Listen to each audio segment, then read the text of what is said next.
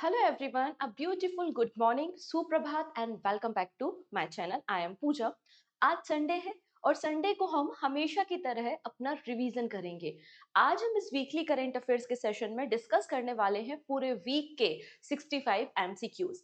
ठीक है, तो आज हमें क्या क्या डिस्कस करना है। सबसे पहले हम 65 एमसीक्यू देखेंगे जो कि 12 से लेकर 18 जनवरी। अगर आपने इस पर्टिकुलर ड्यूरेशन के सभी करंट अफेयर्स देखे हैं तो मेरी गारंटी है कि आप 100% क्वेश्चंस को सॉल्व कर लोगे अगर आपने अच्छे से करंट अफेयर्स देखे हैं। तो हम 12 से लेकर 18 जनवरी तक जो भी हमने डिस्कस किया था उस पे बेस 65 क्वेश्चंस देखेंगे।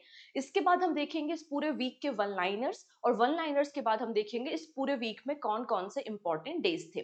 क्लियर है? तो ये आज हमारा टॉपिक ऑफ डिस्कशन रहने वाला है। अब आपको करना क्या है, हर एक क्वेश्चन को अच्छे से पढ़ना है। काफी सारे क्वेश्चन यहाँ पर स्टेटमेंट वाइज क्वेश्चन है, ठीक है। और कुछ क्वेश्चन आपके जो है वो वन लाइनर क्वेश्चन भी है। और वीडियो के एंड में दो क्वेश्चन ऑफ द डे हैं। इन दोनों क्वेश्चंस के आंसर आप मुझे कमेंट सेक्शन में बता सकते हैं, ठीक है। और यहाँ पर जो बच्चे अभी तक अनजान है बेचारे बैठे हुए हैं, तो जरा एक बार अभी जो एसएससी सीजीएल मेंस हो रहे हैं उसकी तरफ देखिए, बच्चों से रिव्यू लीजिए, आपको पता चल जाएगा कि लेवल किस तरीके से इंक्रीज हो रहा है। काफी मतलब अच्छी क्वालिटी के क्वेश्चंस जनरल अवेयरनेस में पूछे गए हैं मेंस में। और मेंस में ना भर भर के साइंस पूछ लिया गया है। तो अभी जिन बच्चों के पेपर बचे हैं मेंस के, मैं उनको सजेस्ट करूंगी कि साइंस पे थोड़ा सा पकड़ बनाइए और साइंस पढ़ के जाइए, ठीक है। बाकी गुड लक जिनके भी अभी मेंस होने वाले हैं, और जिनके मेंस नहीं है अभी प्रीलिम्स लिखेंगे वो, तो उनके लिए भी गुड लक। बिल्कुल तैयारी में लग जाइए, और इस बार तो निकालना ही है, कोई ना कोई सरकारी नौकरी हमें चाहिए ही है, ठीक है। तो एक बार जल्दी से लिंक को शेयर कर देंगे अपने फ्रेंड्स के साथ, वो फ्रेंड जो इनमें से किसी भी एग्जाम की प्रिपरेशन कर रहे हैं और इसके अलावा भी जो एग्जाम्स की प्रिपरेशन कर रहे हैं, उन सबके लिए ये सेशन यूजफुल है। आइए स्टार्ट करते हैं विद फर्स्ट क्वेश्चन, ठीक है। चलिए, सबसे पहला क्वेश्चन है, Z Morh tunnel. Recently prime minister Modi ji ने इसको इनॉग्रेट करने का काम किया है। तो consider the following statement about the Z Morh tunnel.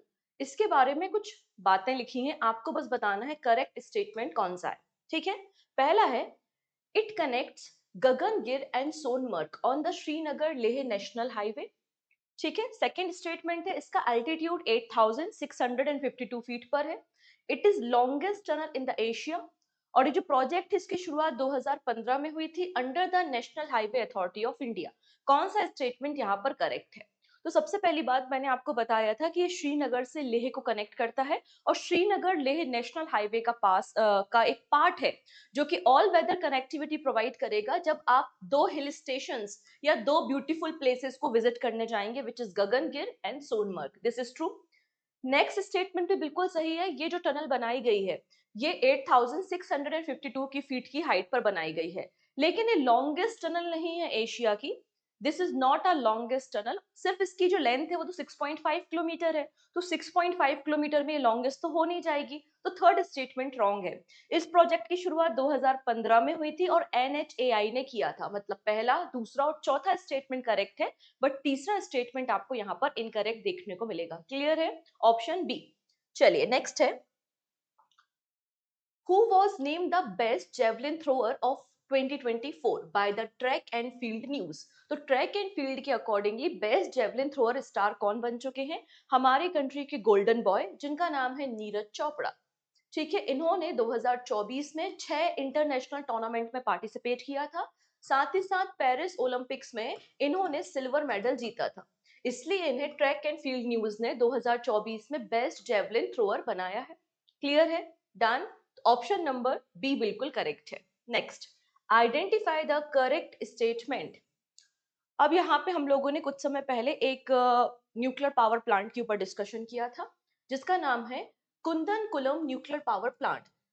ये एक तमिलनाडु में है और इसके अंदर आपको 6 रिएक्टर्स देखने को मिलेंगे। एक प्लांट है ये, और इस प्लांट के अंदर 6 रिएक्टर हैं। इस प्लांट के अंदर आपको 6 रिएक्टर्स देखने को मिलेंगे। Russia supply enrich uranium for the Kudankulam nuclear power plant. अभी जो रिएक्टर्स है इनको चलने के लिए फ्यूल की जरूरत है, और फ्यूल क्या है इसमें? फ्यूल है आपका यूरेनियम। और यूरेनियम कौन सप्लाई कर रहा है? Russia. The power generated is entirely allocated to the Tamil Nadu. ये जो प्लांट है जितना भी पावर जनरेट करेगा ये पूरा पावर तमिलनाडु में इस्तेमाल किया जाएगा। तो मैंने आपको सिखाया था कि कुंदनकुलम न्यूक्लियर पावर प्रोजेक्ट के लिए इंडिया और रशिया के बीच में एग्रीमेंट हुआ था, और रशिया ने हमें 6 रिएक्टर्स दिए हैं। अब ये जो कुंदनकुलम न्यूक्लियर पावर प्लांट है, ये कहाँ पर है? तमिलनाडु में है। और इसके लिए जो फ्यूल की जरूरत है, मतलब यूरेनियम है, वो भी कौन दे रहा है आपको? रशिया दे रहा है। लेकिन यहाँ पर जो पावर जनरेशन हो रहा है वो तमिलनाडु अकेले में शेयर नहीं होगा। तमिलनाडु को 50% मिलेगा, 50% तमिलनाडु को मिलेगा, फिर 35% जो उसके नेबरिंग स्टेट है उसको मिलेगा, और 15% जो है वो ग्रिड को मिलेगा। तो यहाँ पे जो इस तरीके से डिस्ट्रीब्यूशन आपको देखने को मिलता है, तो पहला करेक्ट है, दूसरा करेक्ट है, बट तीसरा स्टेटमेंट आपको इनकरेक्ट देखने को मिलेगा। ये सारी बातें हमने पढ़ी हैं, अगर आपने अच्छे से डेली करंट अफेयर्स देखा है, ठीक है। ये आपके रिवीजन पर्पस के लिए है कि पूरे हफ्ते हमने जो भी पढ़ा है, जहां से भी पढ़ा है, एक बार रिवाइज हो जाए, क्योंकि जब तक आप रिवाइज नहीं करोगे तो इतना सारा करंट अफेयर्स होता है, आप धीरे धीरे धीरे धीरे भूलते जाओगे। तो ये आपके रिवीजन के लिए है, ठीक है जी। चलो नेक्स्ट है, Which beaches in Kerala receive the blue flag certification? तो ब्लू फ्लैग सर्टिफिकेशन कौन से बीचेस को मिला है? तो केरला के दो बीच हैं। कौन कौन से हैं? पहला है कपाड़ बीच और दूसरा है चल बीच। ऑप्शन नंबर बी बिल्कुल करेक्ट हो जाएगा, ऑप्शन नंबर बी बिल्कुल करेक्ट है। चलिए नेक्स्ट। अब यहाँ पे 12th ऑफ जनवरी को क्या था? 12th ऑफ जनवरी को स्वामी विवेकानंद जी की बर्थ एनिवर्सरी थी, और 12 जनवरी को हम नेशनल यूथ डे सेलिब्रेट कर रहे थे। अब उस ओकेशन पे मध्य प्रदेश गवर्नमेंट ने भी कुछ कुछ लॉन्च कर दिया, आइए हम देख लेते हैं। द स्वामी विवेकानंद युवा शक्ति मिशन किसने लॉन्च किया है? एमपी गवर्नमेंट ने। तो स्वामी विवेकानंद युवा शक्ति मिशन, इसका पर्पस है to provide employment to over 70% of the youth by the 2028। तो एमपी के जो भी यूथ है, ठीक है, 70% जो युवा हैं उनको रोजगार प्रोवाइड करना है 2028 तक। The mission aim to fill vacant job position over the next 10 year. 10 सालों में जितनी भी वैकेंसी खाली है उन सबको भरना है। The mission encourage youth to complete education up to the class 12th by the 2030। जितने भी यूथ मध्य प्रदेश में रहते हैं उन सबको इनकरेज करना कि आप मिनिमम 12वीं तक तो पढ़ाई करो 2030 तक। और यहाँ पे 10 ईयर नहीं, 3 साल में जितनी भी वेकेंट पोजीशंस है उन सबको भरना है 3 साल में। मतलब पहला स्टेटमेंट करेक्ट है, तीसरा स्टेटमेंट भी करेक्ट है, बट दूसरा स्टेटमेंट यहाँ पे फॉल्स है। Only second is false. Clear? चलिए नेक्स्ट बात करेंगे। एक ट्राइब है जिसका नाम है हट्टी ट्राइब्स। ठीक है, ये आपका करंट अफेयर्स के साथ साथ आर्ट एंड कल्चर का क्वेश्चन बनता है। Hatti tribe reside in the Himachal Pradesh in Uttarakhand. Hatti tribe Himachal Pradesh और उत्तराखंड में रहती है, ठीक है। जैसे कि हमारे देश में पार्लियामेंट है हमारे चीजों को गवर्न करने के लिए, वैसे जो कबीले होते हैं, कम्युनिटीज होती हैं, उनकी भी एक गवर्निंग काउंसिल होती है। तो हट्टी ट्राइब की जो गवर्निंग काउंसिल है उसको कुंभली कहा जाता है। 4 अगस्त 2023 को गवर्नमेंट ऑफ इंडिया ने नोटिफाई किया था एसटी स्टेटस टू द हट्टी कम्युनिटी। मतलब हट्टी कम्युनिटी को 2023 में शेड्यूल ट्राइब की कैटेगरी में शामिल किया गया है। कौन से स्टेटमेंट यहाँ पे करेक्ट है? तो आंसर क्या हो जाएगा? ये सभी के सभी स्टेटमेंट आपको यहाँ पे करेक्ट मिलेंगे, है ना। सही सभी स्टेटमेंट करेक्ट है। हिमाचल प्रदेश और उत्तराखंड में ये ट्राइब पाई जाती है। 2023 में इसको शेड्यूल ट्राइब का स्टेटस मिल गया है, और इनकी जो गवर्निंग काउंसिल है उसे हम कुंभली के नाम से जानते हैं। चलिए अभी हमने देखा कि केरला को दो जो बीचेस हैं उनको ब्लू फ्लैग सर्टिफिकेशन मिला है। आखिरकार वो कौन सी बॉडी है जो दुनिया भर में ब्लू फ्लैग सर्टिफिकेशन को बांट रही है? ठीक है, इनके कुछ क्राइटेरियाज होंगे, हमने देखे 33 क्राइटेरिया, और जो भी इसको फुलफिल करता है उसे ब्लू फ्लैग सर्टिफिकेशन दिया जाता है। और ये एनुअली रिवाइज होता है, हर साल असेसमेंट होता है। ऐसा नहीं कि एक बार ब्लू फ्लैग सर्टिफिकेट मिल गया तो वो जीवन काल के लिए है, हर साल ये रिन्यू होता है, इस बात को भी याद रखना है। तो वो कौन सा ऑर्गेनाइजेशन है जो ब्लू फ्लैग सर्टिफिकेशन को देता है बीचेस को? हाँ जी, आंसर क्या हो जाएगा आपका? Foundation for environmental education, fee. Option number C is the right answer, ठीक है। चलिए नेक्स्ट है, which country recently launch its first certificate course in Hindi? अभी हम लोगों ने विश्व हिंदी दिवस सेलिब्रेट किया था, उसी ओकेजन पे श्रीलंका पहला देश बन चुका है जो कि हिंदी कोर्स ऑफर कर रहा है, वो भी सर्टिफाइड हिंदी कोर्स। तो आंसर क्या हो जाएगा? Sri Lanka, option number C. चलिए नेक्स्ट, ये तो इजी क्वेश्चन है। Which dog breed was recently recognized as an indigenous breed by the National Bureau of Animal Genetic Resources? तो हमारे देश में 4 इंडिजीनियस डॉग की ब्रीड को रिकॉग्नाइज किया है, और 4th नंबर की जो ब्रीड है उसका नाम क्या है? गद्दी डॉग। क्या नाम है इसका? गद्दी डॉग, जो कि हिमालयन रेंज के आसपास के जितने भी आपके स्टेट्स हैं उनमें पाई जाती है, ठीक है। चलिए फर्दर डिस्कशन करेंगे। उसके पहले एक छोटी सी इन्फॉर्मेशन बताना चाहती हूँ उन बच्चों को जिन्हें नहीं इन्फॉर्मेशन है। तो मैंने 6 मंथली जो करंट अफेयर्स है वो कंपाइलेशन सीरीज चल रही है हमारी, मैंने काफी सारे वीडियोस बना के रखे हुए हैं। Books, obituaries, international events, ISRO की न्यूज, डीआरडीओ की न्यूज, इंटरनेशनल न्यूज, और कल मैंने एक और वीडियो अपलोड किया था जहां पे मैंने लास्ट 6 मंथ के अवार्ड्स डिस्कस किए हैं। जितने भी इंपॉर्टेंट अवार्ड्स दिए गए हैं पिछले 6 महीने में, चाहे वो लिटरेचर की फील्ड में है, स्पोर्ट्स की फील्ड में है, या आपके हाईएस्ट सिविलियन अवार्ड्स हैं, आपके फिल्म फेयर्स अवार्ड है, वो सारी बातें यहाँ पर आपको मिल जाएंगी। आप इस वीडियो को देख सकते हैं प्लेलिस्ट में जाके। और इसकी जो पीडीएफ है वो पीडीएफ आपको पूजा जैन क्लासेस एप्लीकेशन पे अवेलेबल है in the form of magazine. तो आप जब 6 मंथली मैगजीन को डाउनलोड करेंगे तो उसी का पार्ट आपको ये मिल जाएगा। ठीक है, और आज की जो पीडीएफ है ये आपको फ्री ऑफ कॉस्ट अवेलेबल होगी। अगेन कहाँ पर? पूजा जैन क्लासेस एप्लीकेशन पे। चलिए next. Which bank has partnered with Bajaj Broking to launch a 3-in-1 account solution? तो 3-in-1 मतलब उसमें आपका डीमेट फैसिलिटी है, ब्रोकिंग अकाउंट है, सेविंग अकाउंट है। 3 अकाउंट एक सिंगल अकाउंट्स में अवेलेबल है, मतलब 3 फैसिलिटी एक सिंगल अकाउंट में अवेलेबल है। इसके लिए किस बैंक ने बजाज ब्रोकिंग के साथ पार्टनरशिप की है? आंसर क्या हो जाएगा आपका? Option number C, Tamil Nadu mercantile bank. Okay. चलिए इसके अलावा हाँ, जो बैंकिंग एस्पिरेंट है, जो अभी एसबीआई वगैरह के एग्जाम देने वाले हैं, उनके लिए अभी वीकली करंट अफेयर्स हम बैंकिंग वाला भी डिस्कस करेंगे। ठीक है, बैंकिंग वीकली करंट अफेयर्स भी हम डिस्कस करेंगे, क्योंकि हर संडे को हम 2 सेशन लेकर आते हैं। एक नॉर्मल वीकली करंट अफेयर जो आपका चल रहा है, जिसमें दुनिया भर की सभी खबरों को इंक्लूड किया जाता है। दूसरा होता है केवल और केवल बैंकिंग करंट अफेयर्स, वो भी हम आज डिस्कस करेंगे। ठीक है, चलिए नेक्स्ट है। Which initiative aim to provide affordable meal for the economically weaker section in Uttar Pradesh? तो उत्तर प्रदेश गवर्नमेंट ने एक नया इनिशिएटिव लॉन्च किया है जिसका नाम है माँ की रसोई, जिसमें 9 रुपए में भरपेट खाना आपको प्रोवाइड किया जाएगा। Option number C is the right answer. चलिए नेक्स्ट बात हो रही है ट्रेड्स प्लेटफॉर्म के बारे में। ट्रेड्स प्लेटफॉर्म के बारे में कुछ स्टेटमेंट है, हमें आइडेंटिफाई करना है करेक्ट स्टेटमेंट कौन कौन से हैं। पहला लिखा है कि ट्रेड्स का मतलब है trade receivable discounting system. Trade receivable discounting system trade का फुल फॉर्म होता है Credex. Credex is the first platform to receive RBI approval for launching TReDS platform. RBI ने सबसे पहले क्रेडेक्स को अप्रूवल दिया था, लाइसेंस दिया था कि आप ट्रेड प्लेटफॉर्म पे ऑपरेट कर सकते हैं। ट्रेड का पर्पस क्या है? इसका पर्पस है जो डिले पेमेंट्स होती है एमएसएमई को, उसको रिजॉल्व करना। ये जो प्रॉब्लम है एमएसएमई की पेमेंट्स को लेकर, उसको रिजॉल्व करना। Credex trade platform is branded as a DTX. ठीक है, जो क्रेडेक्स का ट्रेड प्लेटफॉर्म है उसका नाम डीटीएक्स है। हमने इसको डिटेल में डिस्कस किया था अपने करंट अफेयर्स में। तो देखिएगा, सबसे पहले जो ट्रेड प्लेटफॉर्म है उसका फुल फॉर्म क्या है? Trade receivable discounting system, this is true.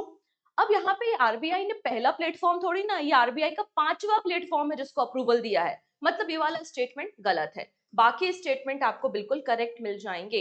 तो 1, 3 एंड 4 करेक्ट है, सेकंड स्टेटमेंट आपको रॉन्ग मिल जाएगा। चलिए अब ब्लू फ्लैग सर्टिफिकेशन के बारे में और कैसे क्वेश्चंस बन सकते हैं। लिखो, लिखा है ये जो ब्लू फ्लैग सर्टिफिकेट होता है इसको देने का काम यूनाइटेड नेशन एनवायरनमेंट प्रोग्राम, मतलब यूनाइटेड नेशन यूएनईपी करता है। ये जो सर्टिफिकेशन दिया जाता है वो 33 क्राइटेरिया पे बेस्ड होता है, including water quality and safety.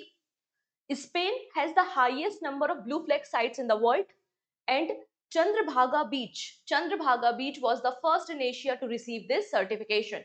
कौन सा स्टेटमेंट यहाँ पे करेक्ट है? जब मैंने इस न्यूज को कवर किया था तो मैंने अपने भारत के जितने भी ब्लू फ्लैग सर्टिफिकेट बीचेस है वो सारे के सारे आपको दिखाए थे कि ये देखो, ये गोल्डन बीच है, ये आपका राधानगर बीच है, ये सभी के सभी बीच आपके ब्लू फ्लैग सर्टिफाइड बीच है। अभी हमने देखा जो फी होता है FEE फी, ये मतलब ब्लू फ्लैग सर्टिफिकेशन देते हैं, ना कि यूनाइटेड नेशन एनवायरनमेंट प्रोग्राम। फिर मैंने मेंशन किया है कि 33 क्राइटेरियाज होते हैं, दिस इज ट्रू। स्पेन में अगर आप देखोगे तो स्पेन में आपको सबसे ज्यादा साइट्स मिल जाएंगे ब्लू फ्लैग सर्टिफाइड, और हमारे देश में ही नहीं, एशिया की जो पहली ब्लू फ्लैग सर्टिफाइड बीच है वो है चंद्रभागा बीच। ओके है जी, तो ऑप्शन नंबर बी बिल्कुल करेक्ट है। नेक्स्ट है कुंभवाणी एफएम चैनल। अभी महाकुंभ चल रहा है और उसी ओकेजन पे कुंभवाणी एफएम चैनल की शुरुआत की है, जिससे जो रूरल इंडिया के लोग हैं जो कुंभ मेले में नहीं आ पा रहे हैं वो भी कुंभ मेले की इंफॉर्मेशन को सुन सके। ठीक है, तो consider the following statement about the Kumbhvani FM channel. It was launch by the Prasar Bharati. Prasar Bharati ने इसको लॉन्च किया है ड्यूरिंग द 2025 महाकुंभ फेस्टिवल। ये जो चैनल है ये 5 55 AM से लेकर 10 PM तक रन होगा। इसकी जो ब्रॉडकास्ट फ्रीक्वेंसी है वो 103.5 मेगाहर्ट्ज है और इसको पहली बार मतलब ये जो इनिशिएटिव है पहली बार 2019 में लिया गया था। 2019 से प्रसार भारती हर कुंभ के मेले में एफएम चैनल को लॉन्च करता है। कौन सा स्टेटमेंट यहाँ पे करेक्ट है? चलो, है ना अच्छा क्वेश्चन, घुमाने वाला क्वेश्चन। हाँ जी, तो कुंभवाणी की शुरुआत की है प्रसार भारती ने, बिल्कुल सही बात है।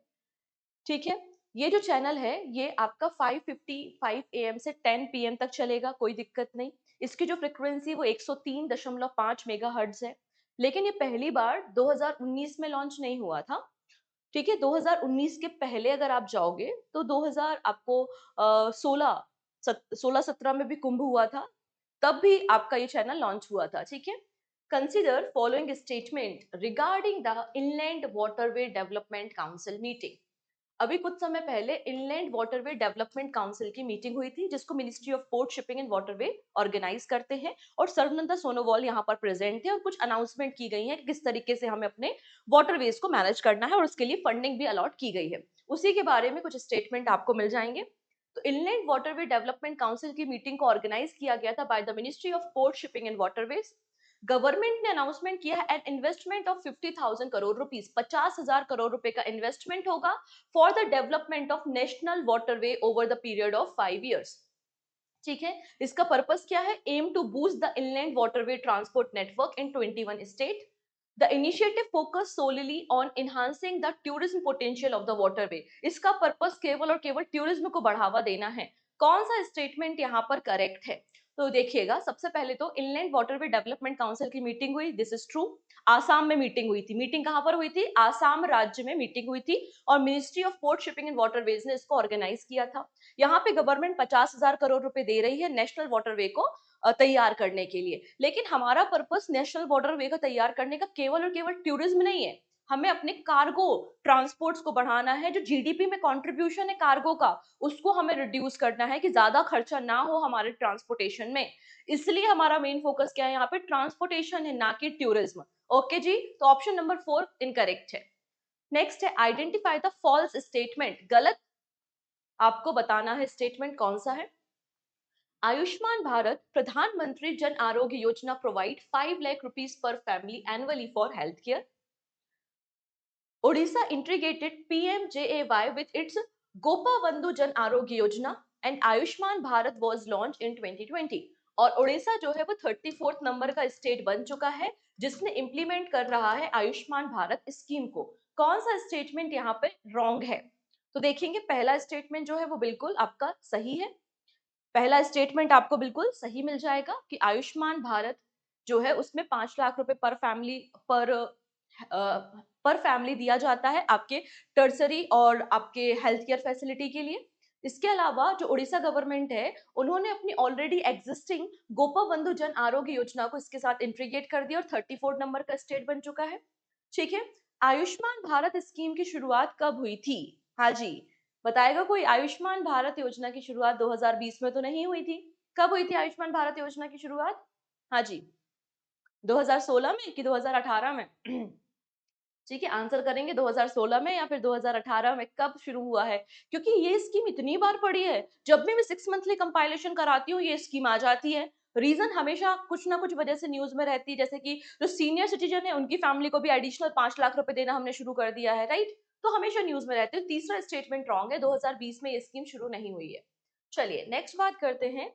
The Tons river mark the border between which two state. तो टोन्स नदी जो है वो किन दो राज्यों के बीच में बॉर्डर शेयर करती है? और इसी नदी के किनारे आपको हट्टी ट्राइब का सेटलमेंट देखने को मिलता है। हाँ जी, आंसर इजी हो गया, Himachal and Uttarakhand. Option number A बिल्कुल करेक्ट है। नेक्स्ट है, अब हम अपनी बात कर रहे हैं न्यूक्लियर पावर कैपेसिटी के बारे में। अभी 8080 मेगावाट हमारी न्यूक्लियर पावर कैपेसिटी है। हमको इसको इंक्रीज करके 22,480 मेगावाट करना है। कब तक का टारगेट है ये टारगेट कब तक का? तो 2030 132 का टारगेट आपको मिल जाएगा, ऑप्शन नंबर सी।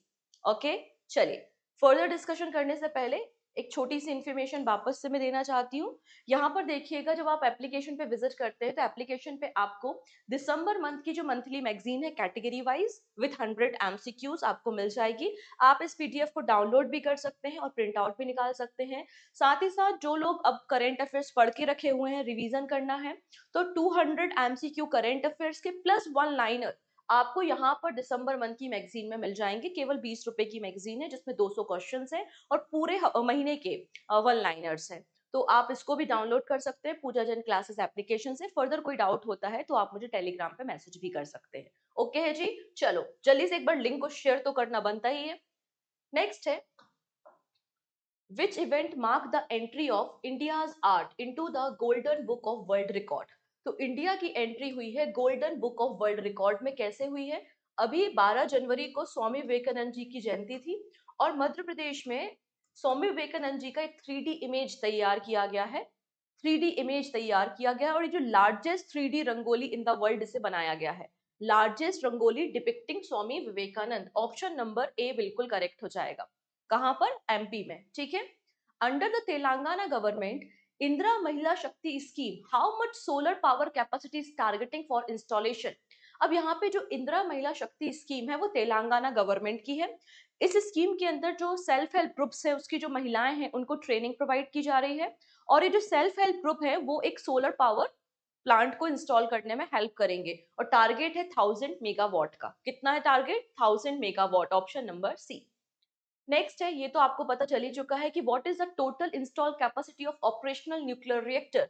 ऑपरेशनल जितने भी न्यूक्लियर रिएक्टर्स है इनकी इंस्टॉल कैपेसिटी कितनी है? तो 8080 मेगावाट है। ऑप्शन नंबर बी बिल्कुल करेक्ट है। देखिए, जो आपकी इस तरीके के क्वेश्चंस होते हैं ना, ये क्वेश्चन एग्जाम में आते हैं, स्पेशली जो टारगेट बेस्ड क्वेश्चन होते हैं, तो इनको थोड़ा सा आप याद रख के जाएंगे। नेक्स्ट बात करते हैं, Which country supply the sixth nuclear reactor for the Kundankulam nuclear power plant in Tamil Nadu? तो ये जो एग्रीमेंट था वो किसके साथ था? इंडिया और रशिया के साथ था। तो ऑप्शन नंबर बी बिल्कुल करेक्ट हो जाएगा। नेक्स्ट है, what is the budgetary outlay for the mission मौसम प्रोग्राम? अब यहाँ पे हमने 150वें नंबर की 150 नंबर की आईएमडी, आपका जो इंडियन मेट्रोलॉजिकल डिपार्टमेंट है उसकी 150वें नंबर की सालगिरह या सेलिब्रेशन उनका किया था हमने। तो उसी ओकेजन पे प्राइम मिनिस्टर मोदी ने मिशन मौसम की शुरुआत की है। ये मिशन मौसम 2 सालों के लिए है जिसके लिए बजट आपको मिल जाएगा 2000 करोड़ रुपीज। 2 इयर्स के लिए 2000 crore rupees, option number C. Next है, चलिए अगला है, identify the false statement about India's nuclear power infrastructure. लिखा है कि एशिया का पहला research nuclear power station Apsara है and it was operational at the BARC Trombay. Tarapur nuclear power plant आपको महाराष्ट्र में देखने को मिलेगा और इंडिया का ये पहला ऑपरेशनल न्यूक्लियर प्लांट है। हमारे देश में 2024 में टोटल 30 ऑपरेशनल न्यूक्लियर रिएक्टर्स हैं। कौन सा स्टेटमेंट यहाँ पे गलत है? तो यहाँ पे जब आप लोगों ने अगर रॉकेट बॉयज जो सीरीज आई थी, जो मूवी आई थी, विक्रम साराभाई जी और भाभा जहांगीर भाभा थे उसमें, अगर आपने वो पिक्चर देखी होगी तो आपको पता था कि अप्सरा को डेवलप किया गया था ट्रॉम्बे में, ठीक है, बॉम्बे में मतलब। तो एशिया का फर्स्ट रिसर्च न्यूक्लियर रिएक्टर आपको दिख जाएगा कहाँ पे? अप्सरा। हमारे देश का जो पहला ऑपरेशनल न्यूक्लियर प्लांट है वो तारापुर न्यूक्लियर प्लांट है और हमारे देश में अभी 24 हमारे देश में ऑपरेशनल न्यूक्लियर रिएक्टर है। तो सी आपका गलत है, मतलब थर्ड स्टेटमेंट रॉन्ग है, रिमेनिंग आर करेक्ट। नेक्स्ट है, national turmeric board. Recently Piyush Goyal ji ने हमारे देश में एक नया जो टर्मरिक है, जो हल्दी है, हल्दी के एक्सपोर्ट को बढ़ावा देने के लिए नेशनल टर्मरिक बोर्ड का फॉर्मेशन किया है। अभी जो नेशनल टर्मरिक बोर्ड है इसका हेडक्वार्टर निजामाबाद तेलंगाना स्टेट में है। इंडिया लार्जेस्ट प्रोड्यूसर है टर्मरिक का इन द वर्ल्ड और पल्ले गंगा रेड्डी जो है वो पहले चेयरमैन आपको मिल जाएंगे नेशनल टर्मरिक बोर्ड के। कौन सा स्टेटमेंट यहाँ पे करेक्ट है? तो सब सारे स्टेटमेंट आप पढ़ पा रहे हैं कि नेशनल टर्मरिक बोर्ड का हेडक्वार्टर निजामाबाद में है, ठीक है। India largest producer, largest exporter and largest consumer है टर्मरिक का और इसमें जो पहले चेयरमैन बनाए गए हैं वो पल्ले गंगा रेड्डी हैं। मतलब तीनों के तीनों स्टेटमेंट आपको यहाँ पे करेक्ट मिल रहा है। नेक्स्ट है, project 17A of the Indian navy. याद कीजिए, मैंने आप लोगों को बताया था कि कुछ समय पहले प्राइम मिनिस्टर मोदी ने MDL मतलब मचगांव डॉक लिमिटेड से हमारा एक फ्रिगेट, एक डिस्ट्रॉयर और एक सबमरीन को लॉन्च किया है। पहली बार इतिहास में ऐसा हो रहा है कि तीनों चीजों को एक साथ लॉन्च किया है। आईएनएस सूरत को लॉन्च किया गया था, आईएनएस नीलगिरी को लॉन्च किया गया था और आपका आईएनएस बागसीर को लॉन्च किया गया था। तो ये अलग अलग प्रोजेक्ट्स के पार्ट है। तो यहाँ पे आपसे बात हो रही है प्रोजेक्ट 17A के बारे में। तो मैंने आप लोगों को प्रोजेक्ट 17A, प्रोजेक्ट 15B और प्रोजेक्ट 75 तीनों प्रोजेक्ट्स के ऊपर डिस्कशन किया है। चलिए देख लेते हैं। Project 70A of the Indian navy के बारे में कुछ स्टेटमेंट है, हमें करेक्ट स्टेटमेंट बताना है। It involve the construction of 7 ships. इसके अंदर 7 शिप्स को रेडी किया जाएगा और ये जो सभी शिप्स है इनको बिल्ड करेगा garden reach ship builder and engineer, मतलब GRSE। और आईएनएस नीलगिरी जो है वो पहली शिप है अंडर द प्रोजेक्ट 17A। कौन सा स्टेटमेंट करेक्ट है? तो पहली चीज तो 17A, ए का मतलब होता है यहाँ पे अल्फा। ए का मतलब क्या है? अल्फा। ये इंडियन नेवी का प्रोजेक्ट है जिसके अंदर हमें 7 शिप्स बनानी है। 4 शिप्स को GRSE को दे दीजिए और रिमेनिंग शिप्स को MDL को दे दीजिए। मतलब MDL और GRSE दोनों मिलकर काम करेंगे, ना कि केवल GRSE काम करेगा। और प्रोजेक्ट 17A की जो पहली शिप है उसका नाम है आईएनएस नीलगिरी, जिसको मझगांव डॉक लिमिटेड में रिसेंटली लॉन्च किया गया है, कमीशन किया गया है इंडियन नेवी को। तो आपका यहाँ पे गलत स्टेटमेंट दूसरा वाला है, ठीक है, बाकी सही है। नेक्स्ट बात कर लेते हैं। Consider the following statement about the Bhargav Astra micro small missile system. Bhargav Astra micro missile system के बारे में कौन सा स्टेटमेंट करेक्ट है? हमें करेक्ट स्टेटमेंट यहाँ पे बताने हैं। आज पता मॉर्निंग से यहाँ पे बारिश हो रही है। पता नहीं अब कब तक चलेगी ये बारिश। आई होप आप लोगों के यहाँ बढ़िया होगा सब कुछ। चलिए नेक्स्ट बात करेंगे हम इस सिस्टम के बारे में। आवाज तो ठीक लग रही है ना? क्योंकि मुझे अपनी आवाज ना बहुत भारी लग रही है सुनने में। It is design to counter swarm drone. Swarm drone क्या होते हैं? मैंने बताया था कि एक ग्रुप ऑफ ड्रोन है, ग्रुप ऑफ ड्रोन जो एक पैटर्न फॉर्म कर रहे हैं। ये ड्रोन का एक ही टारगेट है और ये ड्रोन आपस में कम्युनिकेट करके उस टारगेट को डिस्ट्रॉय करते हैं। जैसे ये मैंने कोई शेप बना दिया, ये आपके 5 ड्रोन हैं, इसको हम क्या बोलेंगे? स्वार्म ड्रोन बोलेंगे। और इनका एक ही टारगेट होगा, एक ही टारगेट पे जाएंगे और ये आपस में कम्युनिकेट कर सकते हैं, ठीक है। तो इनको काउंटर करने के लिए यहाँ पे भार्गव अस्त्र को बनाया गया है। ये भारत का पहला माइक्रो मिसाइल सिस्टम है। It can detect incoming threat from the distance of the 6 kilometre. और इसकी जो कैपेबिलिटी है वो अप टू 128 मिसाइल्स को साइमल्टेनियसली लॉन्च कर सकता है, फायर कर सकता है। कौन सा स्टेटमेंट बिल्कुल करेक्ट है? तो ये वाला करेक्ट है, ये वाला भी करेक्ट है, यहाँ पर कर दीजिए 64। ये 64 माइक्रो मिसाइल्स को साइमल्टेनियसली लॉन्च कर सकता है, ठीक है। नेक्स्ट है खो खो वर्ल्ड कप 2025 की शुरुआत हो चुकी है। ये पहला एडिशन है और इस पहले एडिशन को होस्ट कर रहा है कौन? इंडिया। इंडिया इस पहले एडिशन को होस्ट करने जा रहा है। इसके अलावा मैंने आपको इस खो खो वर्ल्ड कप के बारे में बताया था कि खो खो की जो टीम होती है उसमें 12 आपको प्लेयर्स देखने को मिलते हैं, but at a time 9 player in the field होते हैं, खेलते हैं। फिर आपका जो खो खो वर्ल्ड कप है पहला एडिशन है, जिसके ब्रांड एम्बेसडर आपको सलमान खान देखने को मिलेंगे और टाइगर श्रॉफ देखने को मिलेंगे। It was inaugurated by the Sudhanshu Mittal. Sudhanshu Mittal ने इसको इनोग्रेट किया है, जो कि प्रेसिडेंट है kho kho federation of India के। इस टूर्नामेंट में 20 कंट्री पार्टिसिपेट कर रही है मेंस की। मेंस टीम कितनी आएंगी? 20 आएंगी और वही 19 आपको वीमेंस टीम देखने को मिलेंगी। इंडिया की जो वीमेंस टीम है उसको लीड कर रही है प्रियंका इंगले। कौन सा स्टेटमेंट यहाँ पे करेक्ट है? तो हमें पता है ये सभी स्टेटमेंट बिल्कुल करेक्ट है, ठीक है। चलिए नेक्स्ट है इन road project.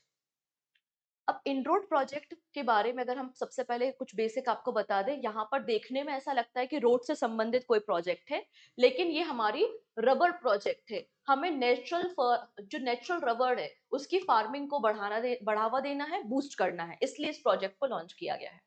The project is backed by 100 crore rupees to enhance the quality of natural rubber in India's north east. India के नॉर्थ ईस्ट में जो नेचुरल रबर है उसकी क्वालिटी को हमें इंक्रीज करना है, जिसके लिए 100 करोड़ रुपए का अलॉटमेंट है। It is implement by the rubber board of India with financial support from the 4 major tyre companies, ठीक है। The project aim to set up new rubber plantation in the south India. जब यहाँ पे starting में बोल दिया गया कि नॉर्थ ईस्ट के लिए है, तो साउथ इंडिया का तो कोई कॉन्सेप्ट ही नहीं आया। पहला स्टेटमेंट करेक्ट है, दूसरा करेक्ट है, बट तीसरा स्टेटमेंट बिल्कुल ही इनकरेक्ट है। नेक्स्ट है project 15B of the Indian navy. Project 15B को हम विशाखापट्टनम क्लास डिस्ट्रॉयर के नाम से भी जानते हैं। The project involve the construction of 6 destroyer और जो पहली शिप है अंडर द प्रोजेक्ट 15B उसका नाम आईएनएस विशाखापट्टनम है, जिसको 2015 में लॉन्च किया गया था। कौन सा स्टेटमेंट करेक्ट है? और अभी रिसेंटली आईएनएस सूरत को लॉन्च किया गया है। आईएनएस सूरत आपको 4th नंबर का डिस्ट्रॉयर मिल जाएगा अंडर द प्रोजेक्ट 15B। तो बिल्कुल प्रोजेक्ट 15B के अंदर हमें 4 डिस्ट्रॉयर बनाने थे।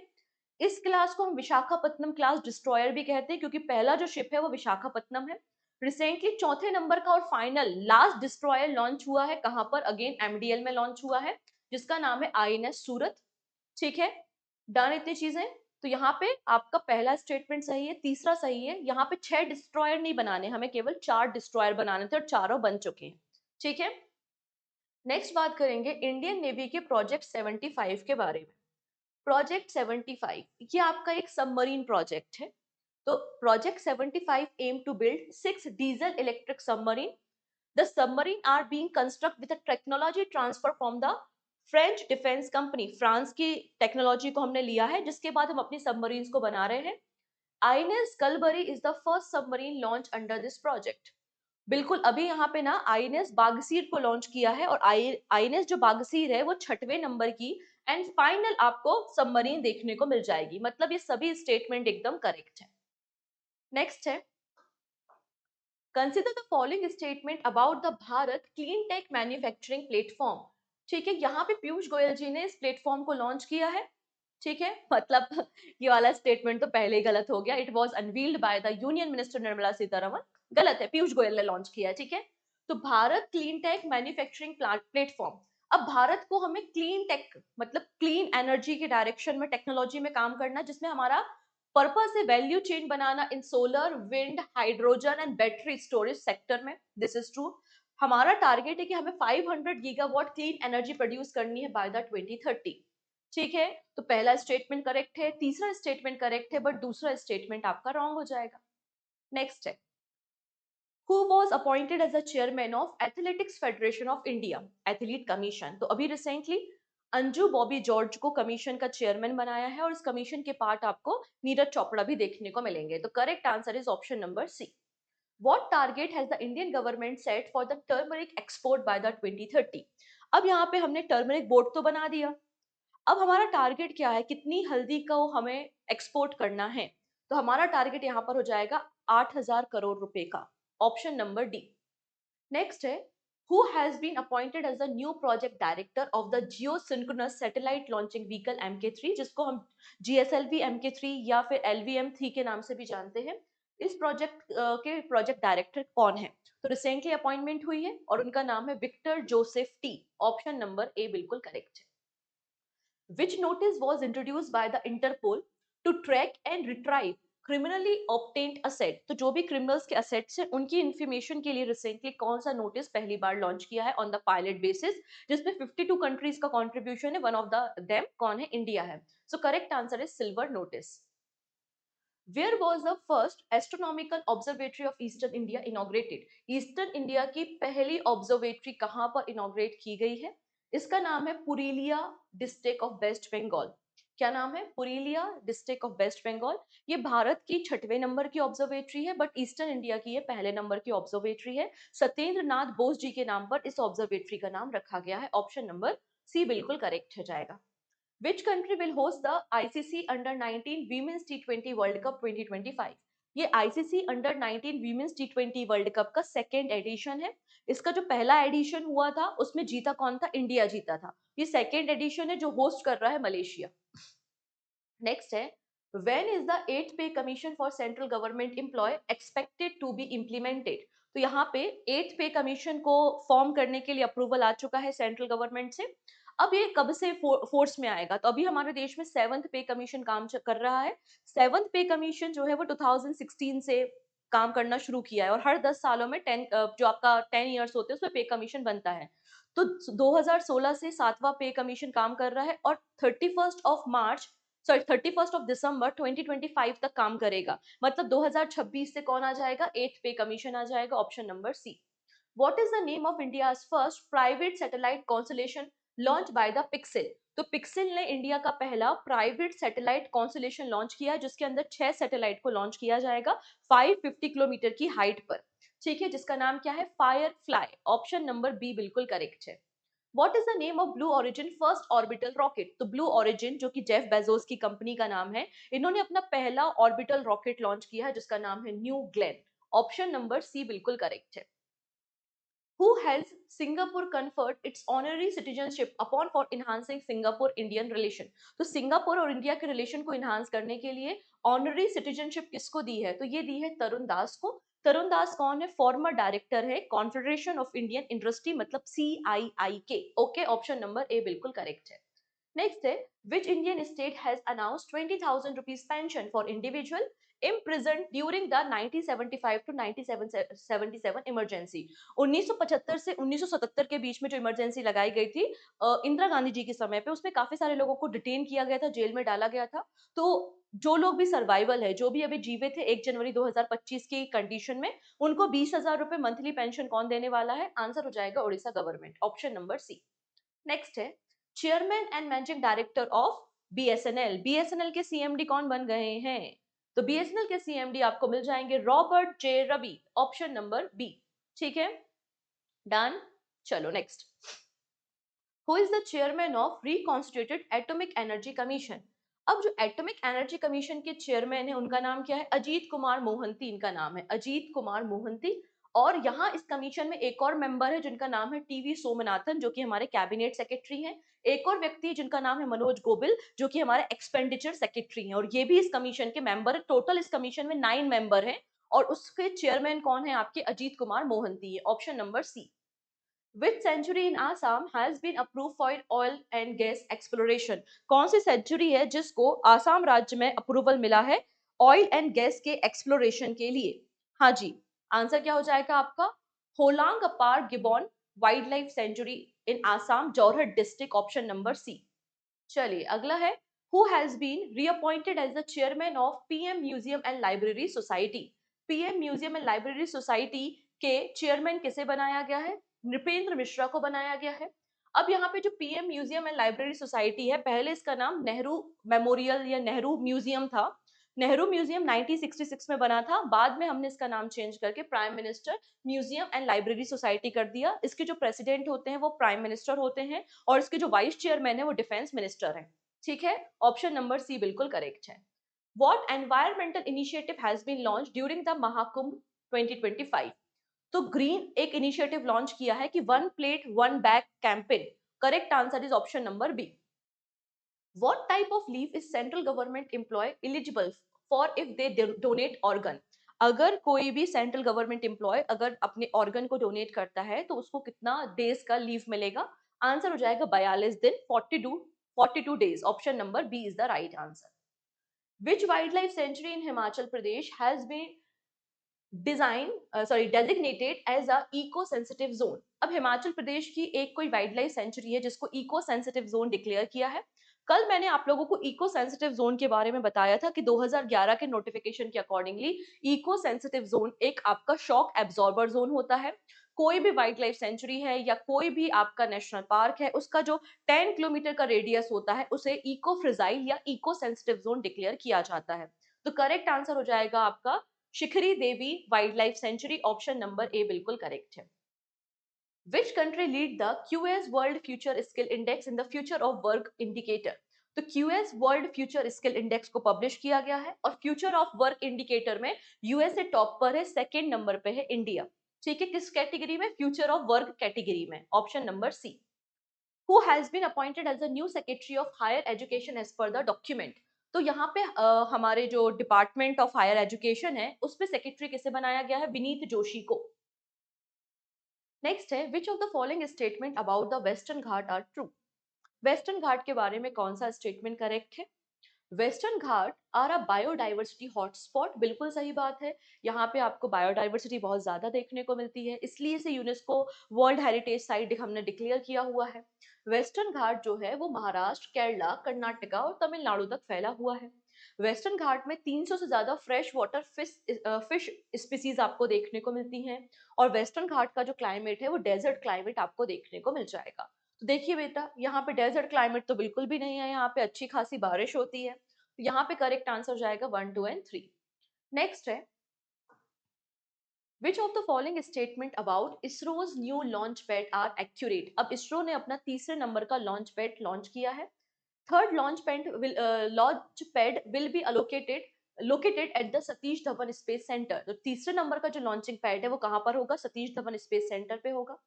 इसको डिजाइन किया है to support ISRO's next generation rocket, मतलब हमारे जो गगनयान मिशन है, अंतरिक्ष स्पेस स्टेशन जैसे मिशन है, उनको लॉन्च करने के लिए इसको रेडी किया है। The project has a budget of 3,984 crore rupees, 3,984 crore रुपए का बजट है और इसके कंस्ट्रक्शन होने में 2 साल का समय लगेगा। ठीक है, कौन सा स्टेटमेंट यहाँ पे करेक्ट है? तो देखो, पहला स्टेटमेंट करेक्ट है, दूसरा भी करेक्ट है, तीसरा भी करेक्ट है, लेकिन इसमें 48 महीने मतलब 4 साल का समय लगेगा। ठीक है, 4 साल का समय यहाँ पर लगेगा। नेक्स्ट है, which of the following statement about the national organ and tissue transplant organisation are true? It is a national level organisation जो काम करता है under the ministry of health and family welfare. इसको 2011 में स्टैब्लिश किया गया था। Central government employ are eligible for 30 days of leave for the organ donation. और हर साल हम 3 अगस्त को Indian organ donation day celebrate करते हैं। सिंस 2010 2010 से हमने इंडियन ऑर्गन डोनेशन डे की शुरुआत की थी और हर साल 3 अगस्त को हम इस दिन को सेलिब्रेट करते हैं। ये जो national organ and tissue transplantation organisation है, ये 2011 में बना था। Ministry of health and family welfare के अंदर काम करता है और यहाँ पे 42 दिन की लीव दी जाती है। तो यहाँ पे करेक्ट आंसर 1, 2 एंड 4 हो जाएगा। ठीक है, नेक्स्ट है, which of the following statement about the new appointment in Indian banks are true? अब यहाँ पे कुछ नई अपॉइंटमेंट्स हुई हैं। अशोक चंद्र, इनको अपॉइंट किया है MD and CEO of Punjab national bank. Vinod Kumar, इनको अपॉइंट किया है MD and CEO of Indian bank. और ये अपॉइंटमेंट जनवरी 2025 से इफेक्ट में आ गई है और 1 साल के लिए अपॉइंटमेंट है। तो ये अपॉइंटमेंट 3 सालों के लिए है, बाकी सारी कहानी एकदम सही है। ठीक है, नेक्स्ट है, which of the following statement are true about the QS world future skill index? QS world future skill index के बारे में बात हो रही है। यहाँ पर इंडिया 25 पोजीशन पे है ओवरऑल इन द इंडेक्स। इस इंडेक्स में 4 अलग अलग डायमेंशंस पे कंट्रीज का मेजरमेंट किया गया है। उनमें से एक है फ्यूचर ऑफ वर्क। इंडिया जो है वो सेकंड हाईएस्ट ग्लोबल स्कोर रखता है in the future of work indicator और यूएसए यहाँ पे टॉप पर है। कौन सा स्टेटमेंट बिल्कुल करेक्ट है? तो देखिएगा, QS world future skill index बिल्कुल सही बात है। 25वें नंबर पे भारत है। 4 अलग अलग डायमेंशंस पे इस इंडेक्स को पब्लिश किया है, जिसमें से एक है future of work. Future of work में टॉप पर कौन है? इंडिया है, सॉरी, टॉप पर यूएसए है, सेकंड नंबर पे इंडिया है विथ 91.1 स्कोर और बाकी स्टेटमेंट आपके हो गए करेक्ट। नेक्स्ट है, which state in India has launch an atlas to protect wolf habitat? तो पहला वो कौन सा ऐसा राज्य है जिसने अपने राज्य में वॉल्फ की काउंटिंग की, उनके हैबिटेट का पता लगाया और उसके बाद उनके कंजर्वेशन के लिए एक वॉल्फ एटलस जारी किया है? तो वो है आपका गुजरात। कहाँ है? Gujarat, option number B. What type of plant is Utricularia found in the Rajasthan Keola Deo Ghana national park? तो यहाँ पर ये जो प्लांट मिला है, जिसे हम ब्लेडर बॉट भी कहते हैं, ये आपका एक मांसाहारी पौधा या फिर आप कह सकते हैं कार्निवोरस है। Option number B. ये सारी बातें हमने करंट अफेयर्स में देखी हैं। नेक्स्ट है, which country awarded prime minister Narendra Modi its highest civilian honour the order of Mubarak al Kabeer? तो order of Mubarak al Kabeer ये किस देश का सबसे बड़ा सम्मान है जो प्राइम मिनिस्टर को दिया है? आंसर हो जाएगा कुवैत। कौन सा है? कुवैत। ठीक है, ऑप्शन नंबर सी बिल्कुल करेक्ट है। नेक्स्ट है, जनरल वीके सिंह जी को रिसेंटली किस राज्य का 25th नंबर का गवर्नर बनाया है? तो जनरल वीके सिंह जी मिजोरम के 25वें नंबर के गवर्नर बन चुके हैं। ऑप्शन नंबर सी बिल्कुल करेक्ट है। नेक्स्ट है, ये जो आपका Bhargava Astra micro missile system है, इसको किसने डेवलप किया है? इसे डेवलप करने का काम इकोनॉमिक इकोनॉमिक एक्सप्लोसिव लिमिटेड ने किया है। Option number B. Recently Nawaf Salam has been appointed as a new prime minister of which country? तो नवाब सलाम जो कि इंटरनेशनल कोर्ट ऑफ जस्टिस के जज हैं, उनको रिसेंटली प्राइम मिनिस्टर बना दिया गया है लेबनान का। कहां पर? लेबनान। ऑप्शन नंबर बी बिल्कुल करेक्ट है। और यहाँ पर ये आपके दो क्वेश्चंस हैं। पहला क्वेश्चन है कि स्वामित्व स्कीम को कब लॉन्च किया गया था? दूसरा, मैंने आयुष्मान भारत स्कीम को कब लॉन्च किया गया, ये भी आपसे पूछा है। एंड तीसरा क्वेश्चन है कि वर्ल्ड का पहला महामृत्युंजय यंत्र को कहां पर इंस्टॉल किया गया है, जो कि परफेक्टली स्क्वायर 52x52x52 में है। ठीक है, और 52 डेज में इसको तैयार किया गया है, राइट? तो आप मुझे बताएंगे कि वर्ल्ड का पहला महामृत्युंजय यंत्र कहाँ पर इंस्टॉल किया गया है? तो 3 क्वेश्चन मैंने पूछे अपने स्कोर के साथ, जो भी आउट ऑफ 65 65 क्वेश्चन में जितने भी आंसर आपके सही होते हैं, और आप इन तीनों क्वेश्चंस के आंसर मुझे कमेंट सेक्शन में बताना नहीं भूलेंगे। वीडियो अगर अच्छा लग रहा है तो एक बार जल्दी से लाइक बटन पे क्लिक कर दो। चलिए अब बात कर लेते हैं यहाँ पर हम अपने वन लाइनर्स के बारे में। इस पूरे हफ्ते में हमने कौन कौन सी न्यूज को कवर किया है, तो जिन बच्चों के क्वेश्चंस के आंसर गलत हो गए होंगे तो इन वन लाइनर से आप अपने आंसर्स को पता लगा लेंगे। इसके अलावा अब देखिएगा, साइंस का वेटेज लगातार एग्जाम्स पे बढ़ता जा रहा है, इसलिए आपके आने वाले हर एक वनडे एग्जाम के लिए, प्रीलिम से लेकर मेंस तक की तैयारी के लिए साइंस का बैच लॉन्च हो रहा है। ठीक है, जिसमें आपको बायो, केमिस्ट्री और फिजिक्स पढ़ाई जाएगी, जो आपके आने वाले हर एक वनडे एग्जाम के लिए यूजफुल होगी। और मैं आपको यहाँ पे बायोलॉजी, केमिस्ट्री और फिजिक्स पढ़ाऊंगी। बायोलॉजी के 4 लेक्चर अपलोड हो चुके हैं, फ्री ऑफ कॉस्ट है, आप जाकर एप्लीकेशन में चेक कर सकते हैं फॉर डेमो पर्पस। ठीक है, और फर्दर इन्फॉर्मेशन के लिए अगेन पूजा जैन क्लासेस एप्लीकेशन पे आप विजिट कर लेना। चलिए स्टार्ट करते हैं वन लाइनर्स। सबसे पहले देखेंगे नीरज चोपड़ा, इन्हें best javelin thrower of the year बनाया गया है, टाइटल दिया गया है।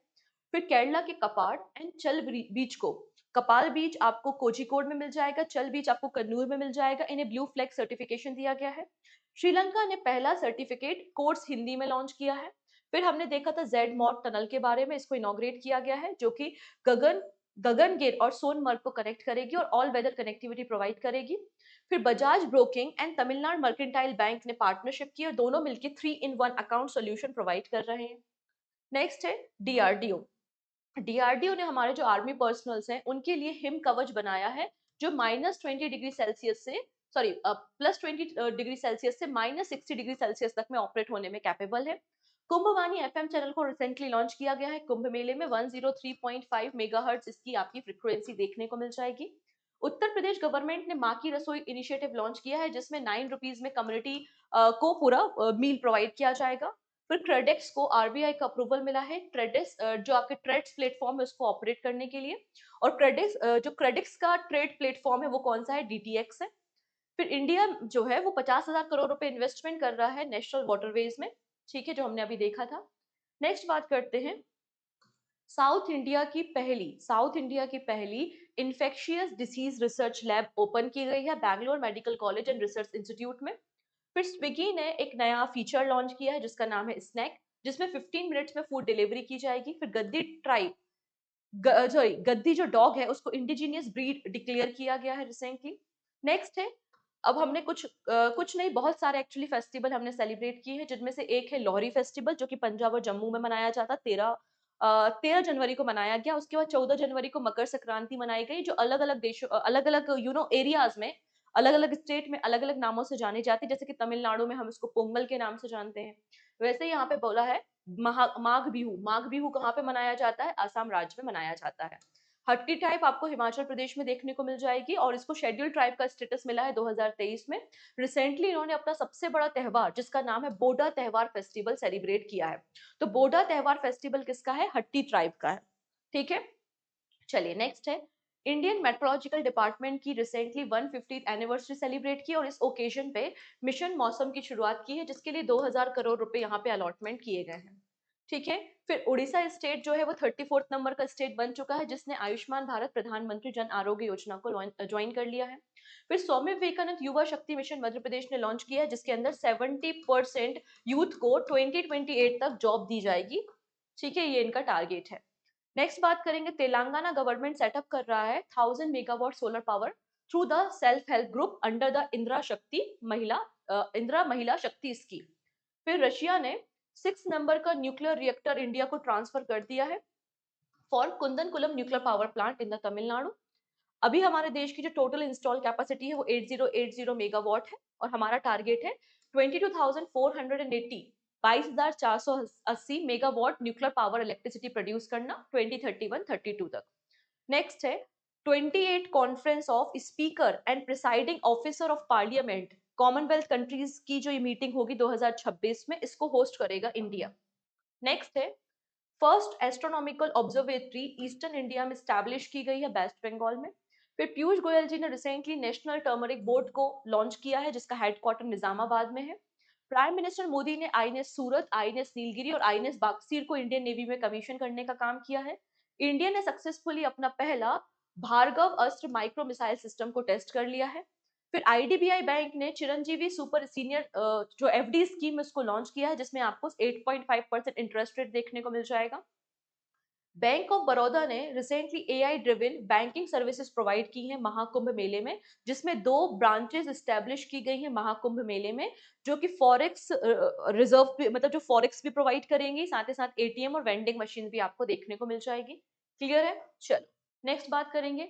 इंटरपोल इंटरपोल ने इंट्रोड्यूस किया है सिल्वर नोटिस, जिससे हम क्रिमिनल जो है उनके असेट्स को ट्रैक कर सके। खो खो वर्ल्ड कप 2025 शुरू हो चुका है और इंडिया की मेंस टीम के कैप्टन कौन है? प्रतीक। आपको प्रतीक वेकई देखने को मिल जाएंगे। विक्टर जोसेफ, इन्हें प्रोजेक्ट डायरेक्टर बनाया गया है LBM-3 का। फिर हमने नाग MK2 मिसाइल की टेस्ट की है, जो कि हमारी 3rd generation anti tank guided missile आपको देखने को मिल जाएगी। पोखरन रेंज में इसकी टेस्टिंग की गई थी। ठीक है, इतनी चीजें। नेक्स्ट बात करते हैं अंजू बॉबी जॉर्ज। अंजू बॉबी जॉर्ज जो है वो चेयरमैन बन चुकी हैं athletic federation of India, athletic commission की। श्रेयस अय्यर को आईपीएल 2025 के लिए पंजाब किंग का कैप्टन बनाया गया है। फिर 8th पे कमीशन को अप्रूवल मिल चुका है और इसका जो इम्प्लीमेंटेशन होगा वो 2026 से होगा। फिर उड़ीसा गवर्नमेंट ने 20,000 रुपए पर मंथ पेंशन देने की बात की है उन लोगों के लिए जिनको इमरजेंसी में डिटेन किया गया था। सेंट्रल गवर्नमेंट ने 2 नई सीआईएसएफ की बटालियन को अप्रूवल दिया है और टोटल नंबर ऑफ बटालियन 15 आपको देखने को मिल जाएंगी।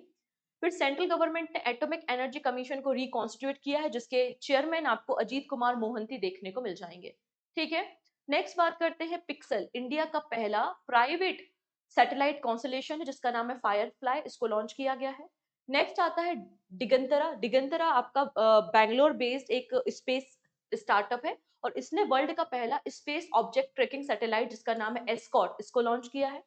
ब्लू ओरिजिन ने अपना पहला ऑर्बिटल सैटेलाइट जिसका नाम है न्यू ग्लैंड, इसको लॉन्च किया है। फिर सिंगापुर ने ऑनरी सिटीजनशिप किसको दी है? तरुण दास को दी है। फिर लेबनान के प्रेसिडेंट जिन्होंने नवाब सलाम को अपना प्राइम मिनिस्टर अपॉइंट किया है। ठीक है, ये सारी बातें हमने देखी। नेक्स्ट है ICC under 19 women's world cup की शुरुआत हो चुकी है मलेशिया में। Smriti Mandhana fastest ODI century बनाने वाली इंडियन वीमेन बन गई है, इन्होंने 70 बॉल में सेंचुरी बनाई है। ठीक है, इक्विटास स्मॉल फाइनेंस बैंक ने अपने जो बैंकिंग डिपॉजिट रेट्स है उनको रिवाइज किया है। इन्होंने 2 नई कैटेगरी इंट्रोड्यूस की हैं, एक जो 10 लाख से 25 लाख रुपए तक का डिपॉजिट करते हैं और एक जो 25 लाख से 1 करोड़ रुपए का डिपॉजिट करते हैं। ठीक है, डन। चलिए नेक्स्ट है इंडिया। इंडिया रशिया और इंडोनेशिया के बीच में फाइनली डील हो रही है। 450 मिलियन डॉलर की ये डील होगी और हमारी जो ब्रह्मोस मिसाइल उसको कौन परचेस करेगा? इंडोनेशिया। इंडोनेशिया फिलीपींस के बाद दूसरी आसियान कंट्री है जो कि ब्रह्मोस मिसाइल को खरीद रही है। ठीक है, मनीषा पांडे की एक नई बुक लॉन्च हुई है जिसका नाम है middle class India, driving change in the 21st century. फिर यहाँ पे 2 फेस्टिवल हमने सेलिब्रेट किए। एक है कनुमा फेस्टिवल जो कि तेलंगाना, आंध्र प्रदेश, तमिलनाडु में होता है, जहाँ पर जो कैटल्स होते हैं, जो एनिमल्स होते हैं, उनकी पूजा की जाती है, वर्शिप की जाती है। नेक्स्ट होता है आपका गान नगई फेस्टिवल। गान नगई फेस्टिवल आप देखेंगे तो मणिपुर में सेलिब्रेट किया जाता है। ठीक है, मणिपुर की जो रोंग में नागा कम्युनिटी है वो इसको सेलिब्रेट करती है। नेक्स्ट है रिसेंटली आईयूसीएन ने वेस्टर्न घाट को की fresh water biodiversity hotspot declare किया है, क्योंकि यहाँ पर 300 से ज्यादा फ्रेश वाटर स्पीसीज आपको देखने को मिल रही हैं। फिर कर्नाटका गवर्नमेंट ने 4 फॉरेस्ट एरिया को इको सेंसिटिव जोन डिक्लेयर किया है। कौन कौन सा? पहला है भद्रा वाइल्ड लाइफ सेंचुरी जो कि चिकमंगलूर में है। नेक्स्ट बात करते हैं बनकापुरा वॉल्फ सेंचुरी। फिर है आपका Uttara Gudda wildlife sanctuary and Arsikere bear sanctuary जो कि हसन डिस्ट्रिक्ट में है। इन 4 एरियाज को इको सेंसिटिव जोन डिक्लेयर किया है कर्नाटका गवर्नमेंट ने। ठीक है, इतनी चीजें। फिर राजस्थान में एक कार्निवोरस प्लांट मिला है जिसका नाम क्या हो जाएगा? ब्लेडर बॉट, या फिर जिसको हम यहाँ पे यूट्रिकुलेरिया के नाम से जानते हैं। इसके अलावा जो यहाँ पे होलोंग अपार गिवन वाइल्ड लाइफ सेंचुरी आसाम में है, यहाँ पर ऑयल एंड गैस के एक्सप्लोरेशन की परमिशन दे दी गई है। और गुजरात ने atlas to protect Indian wolf habitat को लॉन्च किया है, वॉल्फ के हैबिटेट को प्रोटेक्ट करने के लिए। फिर कैलिफोर्निया में आपने एक मैसिव फायर देखी है जो अभी तक चल रही है। हेलीकॉप्टर्स की मदद से आग को बुझाने का लगातार प्रयास किया जा रहा है और इसमें एक पिंक कलर के फायर रिटार्डेंट का इस्तेमाल किया है आग को बुझाने के लिए, जिसमें हमने यूज किया है अमोनियम पॉलीफॉस्फेट। फिर एक घटना देखी गई कैस्पियन सी में जिसमें दिखाई दिया घोस्ट आइलैंड। तो अजरबैजान अजरबैजान में जो कैस्पियन सी की बॉर्डर है वहां पर एक मड वॉल्केनो इरप्शन हुआ था, जिसके बाद एक मड आइलैंड बना और उसके बाद वो डिसअपियर हो गया, इसलिए उसका नाम घोस्ट आइलैंड रखा गया है। और ये किसने बताया हमें? नासा ने बताया। ठीक है, बाकी ऑर्गन डोनेशन के लिए 42 दिन की लीव के बारे में बात हुई है। नृपेंद्र मिश्रा, इन्हें चेयरमैन बनाया है PM museum and library society का। विनीत जोशी को सेक्रेटरी बनाया है हायर एजुकेशन में। General VK Singh 25th number के गवर्नर बन चुके हैं मिजोरम के। अशोक चंद्र को एमडी एंड सीईओ बनाया पंजाब नेशनल बैंक का, और विनोद कुमार को एमडी एंड सीईओ बनाया है इंडियन बैंक का। तो ये सारी बातें हमने यहाँ पर डेली करंट अफेयर्स में डिस्कस की थी, जो हमने यहाँ वन लाइनर फॉर्म में डिस्कस की है। लास्ट स्लाइड देख लेते हैं, उसके बाद हम अपने इंपॉर्टेंट डेज पे बात करेंगे। Recently QS world future skill index को पब्लिश किया है, इंडिया की ओवरऑल रैंकिंग 25th नंबर पे है। फिर स्विगी ने एक नया एप्लीकेशन लॉन्च किया जिसका नाम है फिंग, जो कि प्रोफेशनल सर्विसेज प्रोवाइड करता है। फिर इसरो ने अपने थर्ड लॉन्चिंग पैड को लॉन्च कर दिया है, अप्रूव कर दिया है, और 3984 करोड़ रुपए की कॉस्टिंग के साथ इसको 4 इयर्स में रेडी किया जाएगा। ठीक है, डन। फिर है अडानी ग्रुप ने इस्कॉन के साथ कोलैबोरेशन किया है फॉर द महाप्रसाद, मतलब 13 जनवरी से लेकर 26 फरवरी तक, जब तक महाकुंभ चल रहा है तब तक महाप्रसाद कौन देगा? अडानी ग्रुप और इस्कॉन टेम्पल देगा। अब यहाँ पे प्रयागराज में वर्ल्ड का पहला मृत्युंजय यंत्र लॉन्च किया गया है, और one plate one bag initiatives को लॉन्च किया गया है। कहाँ पर? महाकुंभ में। इसके अलावा दंत कुंभ, नेत्र कुंभ, ज्ञान कुंभ की शुरुआत भी हुई है। ठीक है, डन। चलिए लास्ट में बात करते हैं, लास्ट सेगमेंट पे, जहां पर हम देखेंगे इस पूरे हफ्ते में जो भी इंपॉर्टेंट डेज आपको देखने को मिले हैं। ठीक है, तो सबसे पहले बात करते हैं नेशनल यूथ डे। हमने 12 जनवरी को मनाया। पहली बार 1985 में नेशनल यूथ डे को मनाया गया था, क्योंकि इस दिन स्वामी विवेकानंद जी की बर्थ एनिवर्सरी होती है। थीम क्या है? Youth for the sustainable future, shaping the nation with resilience and responsibility. Next 14 जनवरी को मकर संक्रांति था। मकर संक्रांति को अलग अलग जिलों, अलग अलग राज्यों में अलग अलग नामों से जाना जाता है, जैसे कि यूपी में और गुजरात में उसको उत्तरायण और खिचड़ी के नाम से जानते हैं। उड़ीसा में इसको चाउला के नाम से जाना जाता है। बिहार में तिल संक्रांत बोलते हैं। तमिलनाडु में पोंगल, कर्नाटका में सूगी, असम में माघ बिहू और वेस्ट बंगाल में पूष संक्रांति के नाम से जानते हैं। नेक्स्ट बात करेंगे, 15 जनवरी को हमने सेलिब्रेट किया है इंडियन आर्मी डे, और इस बार 77th नंबर का इंडियन आर्मी डे था, और पहली बार जो सेलिब्रेशन था वो महाराष्ट्र में पुणे में किया गया था। क्लियर है? इसकी थीम क्या है? इसकी थीम आपको मिल जाएगी समर्थ भारत सक्षम सेना। ठीक। नेक्स्ट है नेशनल रोड सेफ्टी वीक। तो 11 जनवरी से लेकर 17 जनवरी के बीच में national road safety week celebrate किया गया, और इसको ऑर्गेनाइज करता है ministry of road transport and highway since 1989। अब बात करते हैं थीम के बारे में, we are road safety hero.